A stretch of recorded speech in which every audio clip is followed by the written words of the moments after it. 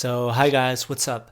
I recently bought a new film camera, the Canon A1, at a local photography market. And I think it's a pretty popular camera among film photographers, but for me it's a camera Steve Jansen used, so I was really curious about what this camera was all about. At first sight, everything looked okay. The camera came with a dedicated flash, a lens hood, and with a pretty decent Canon FD lens, 1.8, 50mm. It was just love at first sight. But when I got home, disaster struck. I found out the camera was actually really dirty. There was smudge all over the mirror.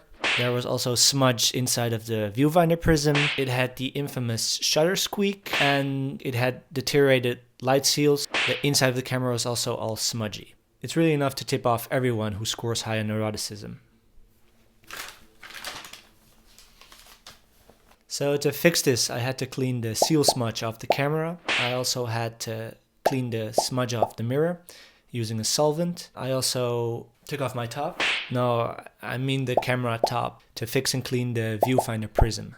And to fix the squeak, I also had to open the bottom to oil the shutter gears, to finally replace the light seals, and to put in a new battery. This all may sound pretty easy, but it actually took me about 3 days to find everything out and to fix it by myself. Now that it's up and running, I really wanted to test it and take it out for a spin. I'll be using T-Max 100 film, which the box says it has the world's finest grain. So I'm really eager to test that fine grain out.